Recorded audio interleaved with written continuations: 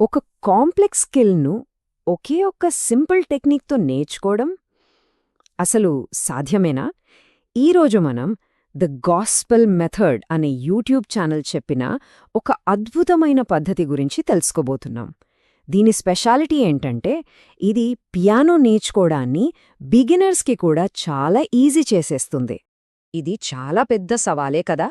అసలు అనుభవం లేనివాళ్ళు అంత త్వరగా లైవ్ పర్ఫార్మెన్స్ ఎలా ఇస్తారు? అయితే సరిగ్గా ఈ సమస్యకే పరిష్కారం చూపిస్తుంది ఈ పద్ధతి. స్టేజ్ మీద త్వరగా పర్ఫార్మ్ చెయ్యాలనుకునే వాళ్ళందరికీ ఇది ఒక గొప్ప అవకాశమన్నమాట.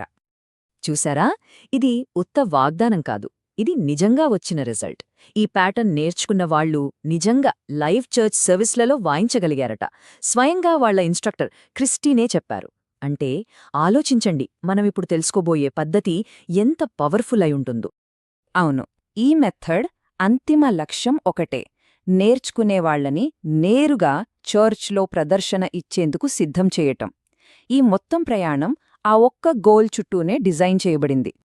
ఈ అద్భుతమైన ఫలితం ఏదో మాయాజాలం కాదు. ఇది చాలా పద్ధతిగా, స్టెప్ బై స్టెప్గా ఒక ఫౌండేషన్ నుండి బిల్డ్ చేసుకుంటూ వెళ్లే ప్రయాణం. ప్రతి అడుగు ఆ తర్వాటి అడుగుకి దారితీస్తుందన్నమాట. సరే, అసలా మెయిన్ ప్యాటర్న్లోకి వెళ్లే ముందు దాని పునాదుల్ని అర్థం చేసుకోవడం చాలా ముఖ్యం. అంటే ఈ ప్రయాణం అసలు ఎక్కడ మొదలవుతుందో ఒకసారి చూద్దాం. ఈ స్లైడ్ మొత్తం ప్రాసెస్ని చాలా క్లియర్గా చూపిస్తుంది. చూడండి, లెవెల్ 1లో జస్ట్ రైట్ హ్యాండ్తో కార్డ్స్ వాయించాలి. లెవెల్ 2లో దానికి లెఫ్ట్ హ్యాండ్తో బేస్ నోట్ యాడ్ చేయాలి. ఇక ఫైనల్గా లెవెల్ 3లో పూర్తి పర్ఫార్మెన్స్ ప్యాటర్న్కి మనం వచ్చేస్తాం. ప్రతిదీ ఒకదానిమీద ఒకటి బిల్డ్ అవుతూ వెళ్తుంది. ఓకే, ఇక అసలు విషయానికి వచ్చేద్దాం. అందరం ఎదురుచూస్తున్న ఆ పర్ఫార్మెన్స్ ప్యాటర్న్ ఇదే. ఆ సీక్రెట్ ఏంటో ఇప్పుడు రివీల్ చేద్దాం. ఈ ప్యాటర్న్ చూడటానికి చాలా సింపుల్గా ఉంటుంది. లెఫ్ట్ హ్యాండ్ పనేంటంటే ఒకే ఒక నోట్ని నొక్కి పట్టుకోవడం, అంతే. అదే సమయంలో రైట్ హ్యాండేమో 4 సార్లు కార్డ్స్ ప్లే చేస్తుంది. ఈ 2 చేతుల మధ్య ఈ సింపుల్ కోఆర్డినేషనే ఆ అందమైన రిథంని క్రియేట్ చేస్తుంది. అంతే, ఇదే ఆ మ్యాజిక్ ఫార్ములా.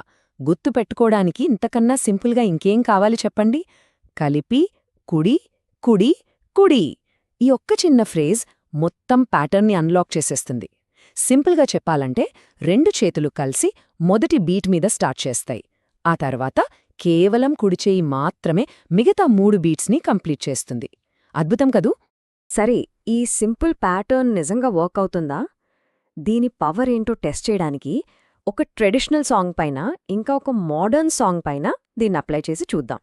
ఇప్పుడు 'leaning on the everlasting arms' అనే ఒక ట్రెడిషనల్ సాంగ్ తీసుకుందాం.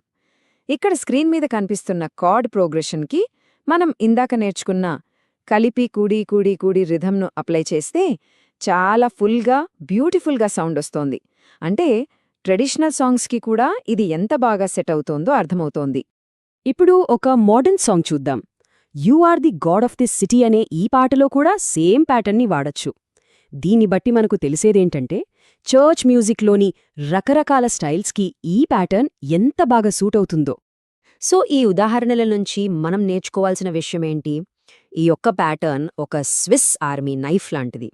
చర్చ్ పియానిస్ట్ అవ్వాలనుకునే వాళ్లకి ఇది చాలా పవర్ఫుల్ ఇంకా వర్సిటైల్ టూల్ అన్నమాట. ఇప్పటిదాకా మనం ఏంటి, ఎలా అనేవి చూశాం.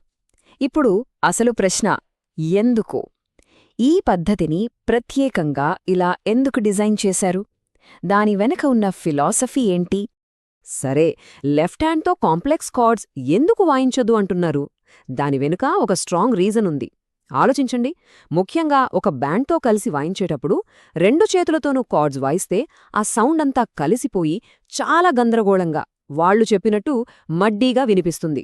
అందుకే క్లియర్గా ఉండటానికి ఏం చేస్తారంటే, కార్డ్స్ అన్నీ రైట్ హ్యాండ్తో వాయించి లెఫ్ట్ హ్యాండ్తో కేవలం క్లియర్ బేస్ లైన్స్ మాత్రమే ఇస్తారన్నమాట. అప్పుడు సౌండ్ చాలా క్లీన్గా ఉంటుంది. ఈ పద్ధతి వెనుక ఉన్న మెయిన్ ప్రిన్సిపల్ మజిల్ మెమరీని బిల్డ్ చేయటం. గోల్ ఏంటంటే, ఈ ప్యాటర్న్ని పదే పదే ప్రాక్టీస్ చేసి చేసి అది ఒక ఆటోమేటిక్ యాక్షన్గా మారిపోవాలి.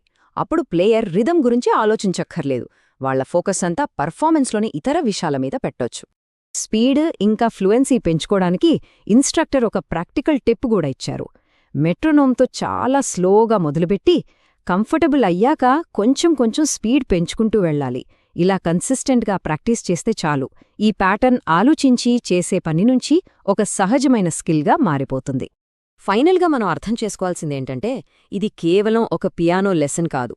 ఇది అసలు ఒక స్కిల్ని ఎలా నేర్చుకోవాలి అనే దాని గురించిన ఒక పెద్ద పాఠం. ఒకే ఒక్క ఫౌండేషనల్ ఎలిమెంట్ ఒక మొత్తం స్కిల్ని ఎలా అన్లాక్ చేయగలదో ఇది మనకు చూపిస్తుంది. ఈ విశ్లేషణలోని కోర్ ఐడియాను మన సొంత లెర్నింగ్ గోల్స్కి అప్లై చేసుకోవడానికి ఈ ప్రశ్న మనల్ని ప్రోత్సహిస్తుంది. ఒకసారి ఆలోచించండి, జీవితంలో మనం నేర్చుకోవాలనుకునే తర్వాటి స్కిల్ కోసం ఇలాంటి ఒక ఫౌండేషనల్ సీక్రెట్ ప్యాటర్న్ ఏదైనా ఉందేమో.